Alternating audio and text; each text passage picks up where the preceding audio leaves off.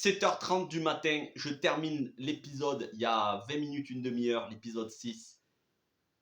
Rappelez-vous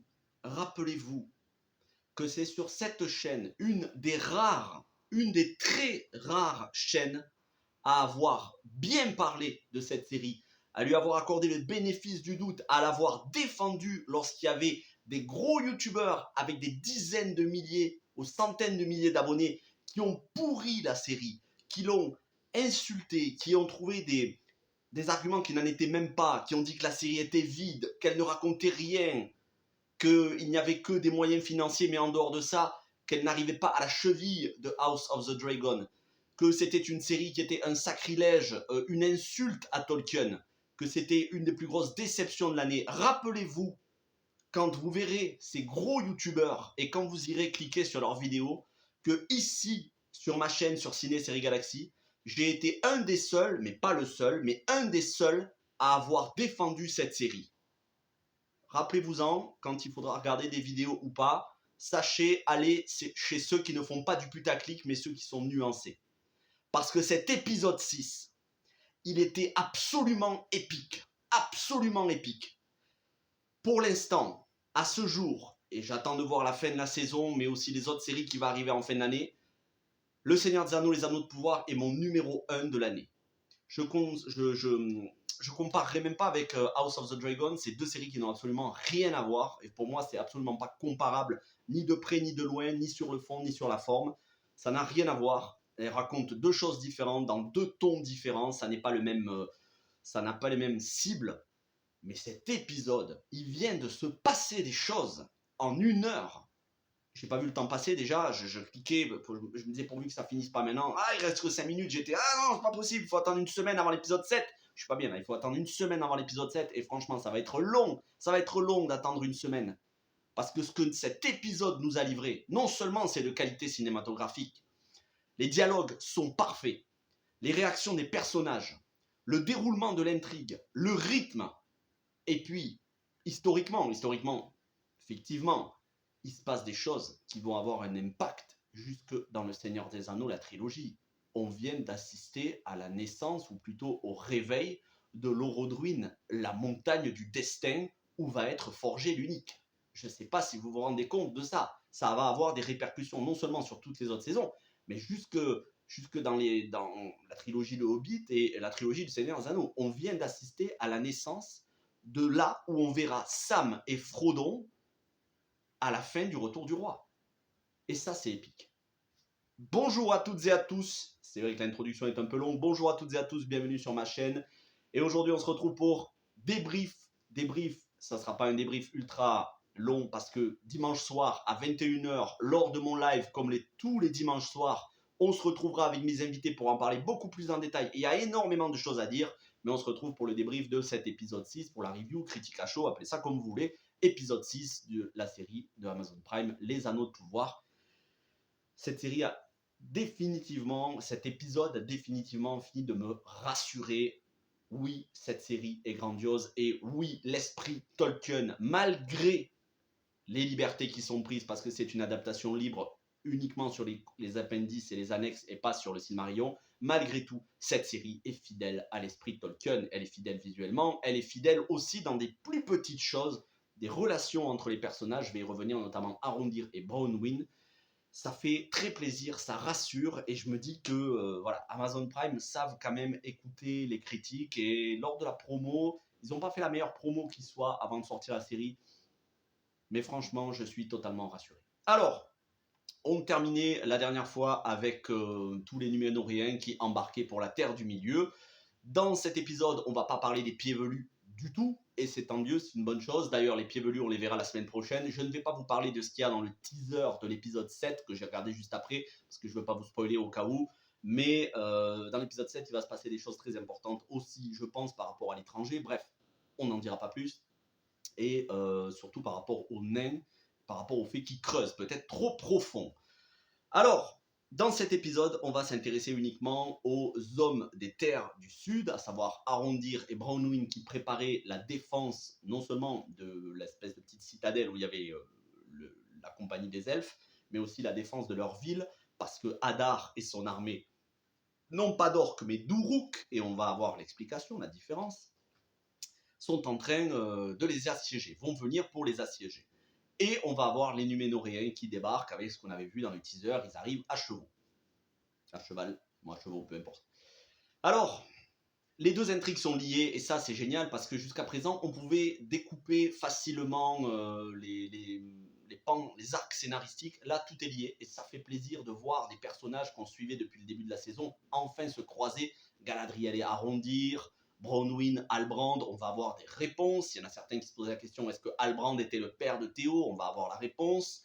Je vous ai fait une vidéo d'ailleurs, je vous encourage à aller la voir, je suis très content, elle marche plutôt bien, elle fait quelques centaines de vues. Je vous ai fait une vidéo théorie sur Halbrand qui pourrait être Halbrand. C'est pas une vérité absolue, c'est une théorie. Allez la voir, c'est très intéressant. Je trouve qu'il y a des arguments, voilà, j'ai essayé de vous donner tous les arguments qui me sont venus en tête sur la véritable identité de Halbrand, et cet épisode ne fait que renforcer mon intrigue autour de ce personnage, mais je vais y revenir. Alors, les hommes des terres du Sud, euh, Hadar qui arrive et qui trouve la citadelle vide, avec Arondir qui va piéger, donc ils ont piégé l'espèce de tour pour qu'elle s'écroule. Arondir va tirer à la manière de Legolas. Alors je crois que cet épisode, le parallèle entre Arondir et Legolas n'est plus à faire. Et il va enfermer une partie, il va couper une partie des orques de Hadar, va les enfermer, les piéger, va faire s'écrouler la tour sur eux. Pendant ce temps, les villageois, Bronwyn, Théo et les autres, sont allés récupérer leur village. Ils vont renforcer les défenses pour prendre au piège le reste de la compagnie des orques de Hadar. Ils vont se défendre, avec Théo qui va défendre les femmes et les enfants blessés dans l'étable, dans la shop, dans le bar, je ne sais plus comment ils ont appelé ça, je ne sais plus.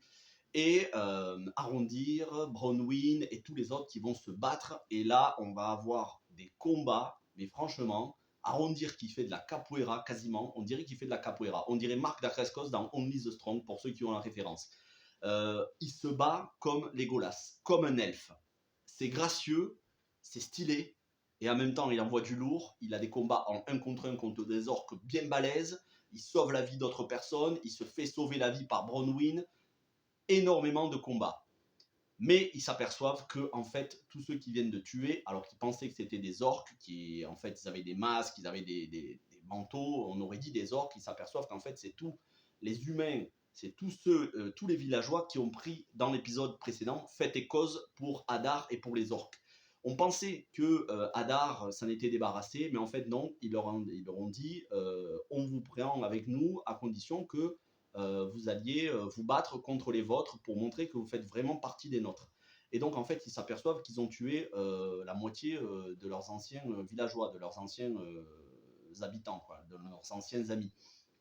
Et là, on a les orques qui avaient préparé leur défense, ceux qui ont survécu à l'écroulement de la petite citadelle, qui arrivent, et ça va être une boucherie. Et au moment où tout est perdu, parce que, et là c'est violent, hein, honnêtement, l'épisode est le plus violent qu'on ait eu sur cette saison, et ça n'a pas grand-chose à envier à certains épisodes de bataille de Game of Thrones, parce qu'on a des têtes qui volent, on a du sang qui pisse, on a des bras coupés, des gens qui se font planter, beaucoup, et qui sont pas hors champ. Donc là, pour les gens qui disaient oui, mais bon, c'est pas aussi gore que Game of Thrones. Déjà, aussi gore que Game of Thrones, ça n'est pas le but de la série, et ça n'est même pas l'univers Tolkien. L'univers Tolkien et George R. R. Martin, c'est radicalement différent. Mais pour ceux qui se plaignaient du manque d'action et de violence, cet épisode, il est violent.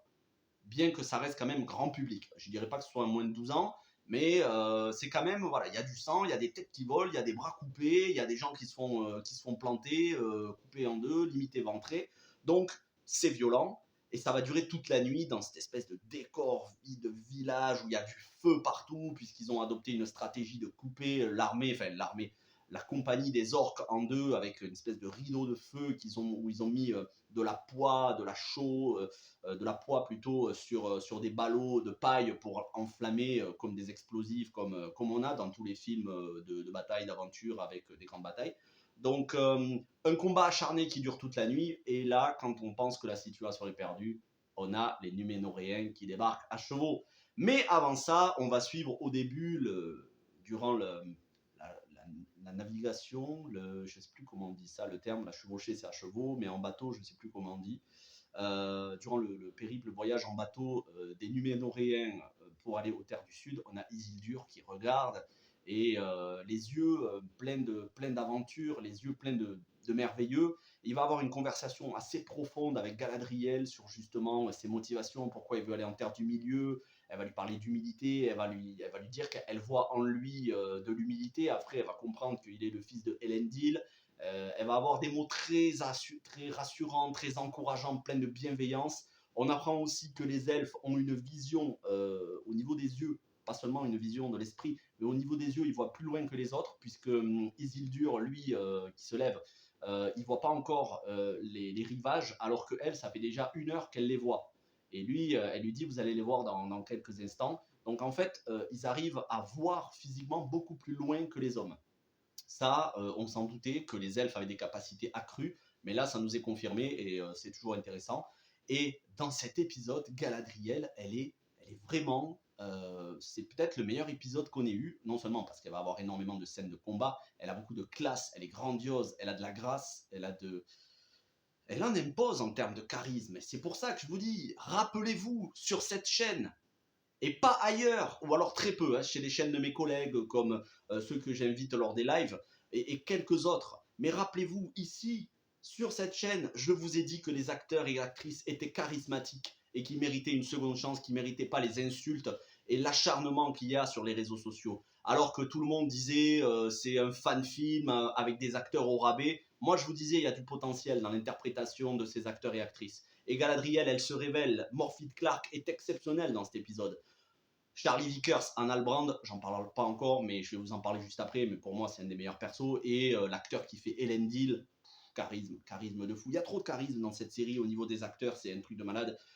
Et acteurs et actrices, parce que Myriel aussi, elle envoie du lourd. Cynthia Day Robinson, Bronwyn, Nazanin Boniadi est exceptionnel. Ça joue, mais tellement juste, tellement bien. Au niveau des dialogues, c'était finement ciselé. Il y a beaucoup d'honneur, de dignité. Vous voyez, il y a de la noblesse. Et ça, c'est pas forcément le cas dans House of the Dragon, par exemple, mais j'aime beaucoup House of the Dragon. C'est pas le but d'avoir des personnages très nobles. En général, les personnages nobles, ils font pas long feu dans l'univers de George R. R. Martin. Ici, il y a de la noblesse, il y a de la grâce, il y a de la dignité, il y a du charisme, il y a du respect. Il y a quelque chose de plus chez les personnages. Et voilà, dans les dialogues que Galadriel va avoir d'encourageant vis-à-vis de Isildur, surtout quand on connaît le destin de Isildur, bah, ça fait plaisir d'avoir ce genre de dialogue. Et donc, après leur chevauchée, où au passage on voit Halbrand qui regarde un petit peu, qui espionne, enfin qui observe les uns et les autres, puisqu'on voit Halbrand réveillé qui observe Isildur. Donc pourquoi Halbrand observe les uns et les autres? Est-ce que c'est juste une coïncidence ou pas, hein? Je vous en parle dans quelques instants, en tout cas de ce que j'en pense. Et donc ils arrivent, ils débarquent, chevauchés. Alors vous allez me dire, oui, mais ça arrive pour les rageux, parce que je sais que l'immense majorité d'entre vous qui sont là à regarder ces vidéos semaine après semaine, vous appréciez la vidéo. Mais les rageux, je sais déjà ce qu'ils vont dire. Oui, mais ça n'arrive pas à la niveau de la chevauchée des Rohirrim dans la trilogie du Seigneur des Anneaux, dans le Retour du Roi, donc c'est pauvre. Non, déjà, c'est un argument ridicule parce que la chevauchée des Rohirrim, il n'y a une seule scène comme ça dans toute l'histoire du cinéma. On n'a jamais fait plus épique que la chevauchée des Rohirrim. Même les gens qui ne connaissent pas le Seigneur des Anneaux, ils voient ça, ils ont des larmes tellement c'est beau. La chevauchée des Rohirrim dans le Retour du Roi devant Minas Tirith, il n'y a jamais eu ça dans... J'ai vu des milliers de films dans ma vie, mais il n'y a jamais eu ça dans aucun autre film. Et pourtant, il y en a des grandioses de films. Il y a eu Troie, il y a eu il y a eu le Roi Arthur, il y a eu le Dernier Samouraï, et beaucoup d'autres, beaucoup d'autres. Mais des batailles comme ça, c'est tellement d'ampleur que c'est extrêmement rare. Et dans la série, ils sont 300 Numénoréens à peu près. Bon, ben ces 300 Numénoréens, ils arrivent grâce à la réalisation de Charlotte Branston qui fait un boulot, mais franchement remarquable, remarquable. Parce qu'on change de réalisateur, c'était Winston Che-Yip, je crois, et là c'est Charlotte Branston qui réalise l'épisode. Donc elle arrive à filmer la scène de chevauchée, mais c'est franchement épique, j'en avais des frissons. Quand ils débarquent, quand ils dévalent tous, et qu'ils piétinent, et qu'on a Galadriel qui se penche, qui a franchement, elle fait de la gymnastique sur son cheval pour éviter les flèches. Elendil, Isildur, Halbrand, ils arrivent avec des lances, avec des épées, avec leurs armures, ils ont fière allure. Franchement, c'est épique. Et là, ils débarrassent les terres, ils débarrassent tout le village et les alentours de tous les orques. Mais juste avant ça, on avait Hadar qui va être capturé, fait prisonnier. On avait Hadar qui avait chargé Waldreg, hein, le barman, et qui lui avait donné l'épée, la clé qu'il a récupérée. Et il le charge de quelque chose. Ensuite, Hadar se fait capturer par Galadriel et par Halbrand. Et Halbrand va pour tuer Hadar. Et Hadar lui dit, on se connaît, qui êtes-vous et il lui dit, je vous ai fait, qu'est-ce que je vous ai fait? Est-ce que j'ai tué votre femme? Est-ce que j'ai tué votre enfant? Et Halbrand ne répond rien du tout. Et avec de la haine dans le regard, il va pour le tuer. Et Galadriel l'arrête en lui disant, rappelez-vous de ce que vous m'avez dit, que la vengeance, voilà, on n'étanche pas sa soif en buvant de l'eau de mer. Et Halbrand se ravise. Il le capture, il capture Hadar, et là on va avoir ce dialogue qui va nous en apprendre beaucoup. Hein, comme quoi, oui, cette série raconte des choses. Ce dialogue qui va nous en apprendre beaucoup entre Hadar et Galadriel. Hadar qui n'est pas Sauron, il lui dit, je ne suis pas Sauron, j'ai été un elfe qui a été torturé et qui est devenu non pas un orc, mais un Uruk. Un Uruk, c'est comme ça qu'ils veulent s'appeler parce qu'ils estiment qu'ils ont encore de la noblesse et c'est là où, honnêtement, j'avais de la peine pour Hadar, j'avais même de la compassion pour ce personnage, parce que tu sens que il dit voilà, c'est mes fils, c'est mes frères, ce sont pas mes esclaves, les orques, je les considère comme ma propre famille. Ça explique les réactions de Hadar, et ça explique aussi qu'il n'est pas Sauron, il peut pas être Sauron, il n'aurait pas autant de compassion pour de la chair à canon que sont les orques. Donc, il lui dit j'ai tué Sauron. Je l'ai tué à la fin du premier âge, lorsque Morgoth a été vaincu. Il a voulu nous amener pour conquérir et pour transformer les terres. Mais on l'a lâché et parce qu'il faisait courir trop de risques aux peu d'entre nous qui restaient, et je l'ai tué. Et Galadriel, elle dit, je vous crois pas du tout, vous l'avez pas tué, c'est pas possible. Et il lui dit, moi je veux, Hadar lui dit à Galadriel, je veux que ces terres soient un foyer, tout le monde a le droit d'avoir un foyer, y compris nous, c'est pas notre faute si on a été torturé, transformé, si on a été corrompu, en gros, voilà, c'est ce qu'il lui dit.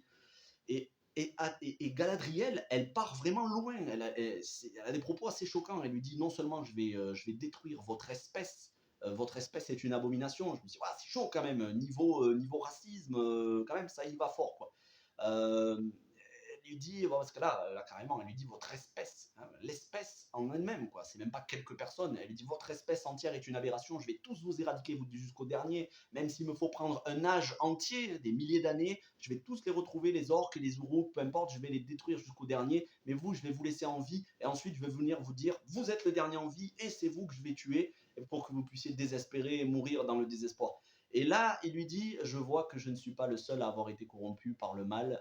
Il y a une autre elfe, il lui dit, en parlant à Galadriel, on lui dit, vous aussi, vous avez été corrompu par les ténèbres. Et là, elle lui dit, quand vous regardez dans une glace, vous verrez, vous faites faire, en gros, vous êtes flippante, quoi. Vous avez l'air d'être vraiment maléfique. Donc, ça la fait réfléchir un petit peu. Et elle va pour, elle a envie de le tuer, mais Halbrand l'arrête. Et là, il y a ce dialogue assez énigmatique entre Hadar et Halbrand. Juste une réplique. Hadar qui lui dit à Halbrand, mais qui êtes-vous? Et Halbrand qui ne lui répond pas. Et ensuite, ils vont avoir ce dialogue entre les deux. C'est vrai qu'il y avait une belle alchimie entre les deux, entre Halbrand et Galadriel. Bon, faut oublier Celeborn. Celeborn, il n'est pas dans la série, puisque normalement, dans l'univers Tolkien, elle est censée être mariée déjà depuis même longtemps à Celeborn, que l'on voit dans les films. Bon, c'est pas le cas dans la série. Mais les deux, ils ont une attirance l'un vers l'autre. Et Halbrand lui dit, quand j'ai chevauché à vos côtés, j'ai ressenti quelque chose. Et Galadriel lui dit, j'ai ressenti la même chose. Mais qu'est-ce que lui, il veut dire? Qu'est-ce qu'il veut dire lorsqu'il lui dit, j'ai ressenti ce que je n'avais pas ressenti depuis longtemps et que j'aimerais ressentir?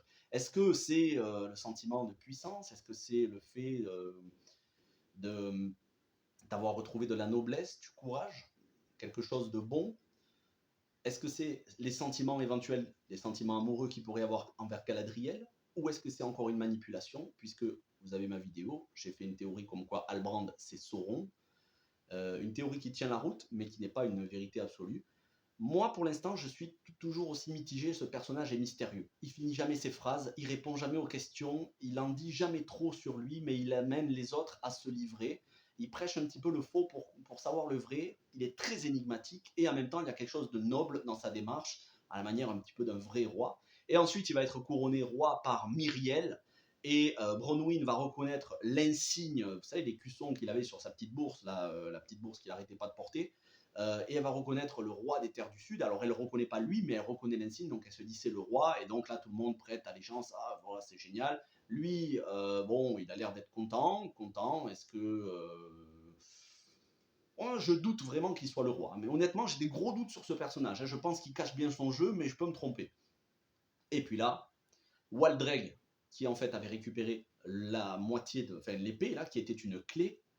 Hadar, juste avant l'invasion, juste avant l'arrivée des Numénoréens à chevaux, lui a confié. Et en fait, Hadar, il avait caché à la place une hache dans un morceau de tissu. Donc, quand Théo, puisque Arondir vient discuter avec Théo, il lui dit c'est à toi de te débarrasser de cette clé, de cette emprise qu'elle a sur toi, de cette épée, va la donner aux Numénoréens pour te débarrasser de ce poids. Et Théo s'aperçoit que c'est juste une hache. Et là, on voit Waldreg dans la citadelle, dans ce qui reste de la citadelle, qui rentre l'épée comme une clé et qui active cette clé.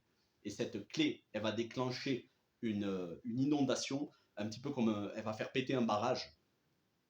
Et ce barrage, c'est pour ça que Hadar et les orques avaient creusé des tunnels. Ce barrage, ça va inonder, toute cette eau va inonder les tunnels, ça va mettre une pression au niveau de l'eau, et tout ça va aller se déverser au cœur de l'Orodruin, le monde du destin. Ça va réveiller le volcan, et le volcan, tel Pompéi, va exploser. Le village va être quasiment rasé, ils vont avoir des espèces de morceaux de roches volcaniques qui vont arriver dessus. C'est la fin de l'épisode, tout le monde est surpris. Et là, les ténèbres remplissent les terres du sud, les ténèbres justement du volcan, des fumées du volcan. C'est la naissance. Nous assistons dans cet épisode 6, à la fin de l'épisode 6, à la naissance du Mordor tel qu'on le voit dans les films. Nous assistons à l'éveil, au réveil de la montagne du volcan, de la montagne du destin où va être forgé l'unique. Et je ne sais pas si vous vous rendez compte quand même, c'est un énorme ajout. C'est quand même un bon scénaristique. Il se passe quelque chose qui va être déterminant pour les milliers d'années à venir, y compris pour le tiers âge, jusqu'à la fin du Seigneur des Anneaux, les films. Et comment on peut dire, après cet épisode, qu'il ne se passe rien dans cette série? Je suis sûr qu'il y a certains youtubeurs qui ont cédé aux propos rageux et putaclic qui vont dire cet épisode est meilleur que les autres. Mais encore une fois, rappelez-vous, moi, depuis le début, je n'arrête pas de vous dire, et je ne suis pas le seul, hein. Allez voir les chaînes de mes collègues comme Jim Kazama, et il y en a d'autres, hein, je suis sûr qu'il doit y en avoir quelques autres youtubeurs. Mais malheureusement, c'est pas nous qui sommes le plus écoutés. C'est les gros youtubeurs qui ont 30 000, 50 000, 200 000 abonnés et qui ont chié, littéralement chié sur la série semaine après semaine en essayant de la ridiculiser. C'est eux qui sont les plus écoutés. Et c'est eux qui contribuent parfois malgré eux à cette espèce de vague de haine sur la série. Mais rappelez-vous que sur cette chaîne, je vous ai dit que cette série nous réservait du lourd et qu'elle nous préparait, que c'était juste une introduction et que ça mettait en place tous les éléments. Voilà, ça y est, on y est et les éléments commencent à prendre place et des éléments importants. Le réveil de la montagne du destin, les ténèbres qui vont couvrir les terres du sud, on assiste à la naissance du Mordor. Et probablement que le prochain épisode, on risque d'assister au réveil du Balrog au fin fond de Khazad-dûm, le fléau de Durin, le même Balrog qui se battra contre Gandalf. Il y a des choses extrêmement importantes qui vont avoir un impact sur tout le reste de la chronologie et qui sont directement pris dans l'univers Tolkien, même si c'est une adaptation libre, même si ça fait une compression au niveau de la chronologie, puisque c'est censé se passer sur des milliers d'années. Bref, cet épisode était parfait pour moi. Vraiment, il était parfait. J'ai rien à redire. Contrairement aux autres épisodes où il pouvait y avoir des longueurs sur les pieds velus, celui-ci est parfait. Il est épique. Je n'ai qu'une hâte, c'est d'être à ce soir et de me le regarder une deuxième fois. Je suis tellement content, mais je suis tellement content de... J'étais pas confiant avant le début de la série et je suis tellement confiant de me laisser surprendre agréablement et d'être rassuré et de voir que vraiment Amazon Prime, ils ont fait un gros effort. Et je vous disais, ils ont fait un gros effort jusque dans les moindres détails. Pourquoi ça colle à l'esprit Tolkien? Tolkien, il n'y a pas de sexe, il n'y a pas de perversion sexuelle, il n'y a pas de décadence, de débauche. Et j'avais peur quand ils avaient annoncé qu'il y aurait un coach en scène de nudité. C'était une de mes plus grandes peurs parce que je me suis dit ça pervertirait l'esprit Tolkien. Et ce petit bisou qu'il y a entre Arondir et Bronwyn, qui enfin s'avouent leurs sentiments en disant après cette guerre, on finira ensemble, toi, moi et ton fils Théo, on va former une famille composée. Voilà, il y a un petit bisou, c'est plein de pudeur, c'est plein de pureté. On sent qu'il n'y a pas d'allusion sexuelle, il y a pas, on n'est vraiment pas dans l'univers de George R. R. Martin. Autant j'aime l'univers de George R. R. Martin, Game of Thrones, House of the Dragon, parce que c'est des intrigues politiques, mais autant j'aime Le Seigneur des Anneaux justement parce que c'est différent. Et ça m'embêterait vraiment que les deux essayent de se copier l'un l'autre. Et je suis très content que Le Seigneur des Anneaux, la série d'Amazon Prime, n'essaie pas de copier House of the Dragon. Mon coup de cœur va au Seigneur des Anneaux peut-être un petit peu plus que House of the Dragon, même si pour moi les deux sont des masterclass. Mais je suis tellement content d'avoir une série qui est d'aussi grande qualité, non seulement visuelle, au niveau des dialogues, au niveau de l'acting, au niveau du casting. Certes, c'était des inconnus avant, mais je pense qu'après cette série, ils vont être de plus en plus connus. Un sans faute. Et j'ai hâte de voir les 2 derniers épisodes qui, à mon avis, seront au moins aussi bons. On va avoir de plus en plus de révélations. Or, on sait d'ores et déjà que Hadar n'est pas Sauron. Ça nous laisse 3 hypothèses. Soit c'est Halbrand, allez voir ma vidéo théorie. Soit c'est l'étranger, on en saura plus la semaine prochaine. Soit c'est un autre personnage qu'on n'a pas encore vu et qui pourrait débarquer dans le dernier épisode en Erédion, qui se présenterait comme Anatar, l'elfe qui va aider Celebrimbor. Mais on n'oublie pas que c'est une adaptation libre. Donc ce ne sera peut-être pas les mêmes identités ou les mêmes noms de personnages. Merci d'avoir regardé cette vidéo, n'hésitez pas à me dire tout ce que vous en avez pensé, n'hésitez pas à me dire aussi tout le bien que vous pensez, à mettre un pouce bleu parce que sachez que sur ces vidéos, chaque semaine sur ces vidéos Seigneur des Anneaux, elles se prennent énormément de pouces rouges juste parce que j'en parle en bien. Donc mettez un pouce bleu, c'est important et ça montre que vous ne partagez pas l'avis de ces rageux qui sont vraiment un fléau. De ces gens qui viennent avec mépris, à qui je ne réponds pas, voire à qui je supprime les commentaires, qui viennent avec mépris et avec condescendance pour cracher tout leur mépris de cette série. Ces gens-là n'ont pas d'intérêt, ils n'ont pas d'intérêt sur les réseaux sociaux, ils n'ont pas d'intérêt dans les commentaires de ma chaîne. Moi, je me concentre sur vous, qui savez être nuancés, qui savez apprécier. Ça ne veut pas dire qu'on sera toujours d'accord sur toutes les séries, parfois j'ai des coups de gueule à pousser, mais à un moment donné, il faut quand même être sérieux. Cette série est de très grande qualité. Merci à toutes et à tous. Passez un bon vendredi. Et on n'oublie pas, on se retrouve dimanche soir à 21h pour le live débriefing de cet épisode en détail avec capture d'écran. On pourra revenir en détail sur plein de choses. Et j'ai hâte de regarder l'épisode une deuxième, voire une troisième fois d'ici dimanche. Portez-vous bien et ciao tout le monde.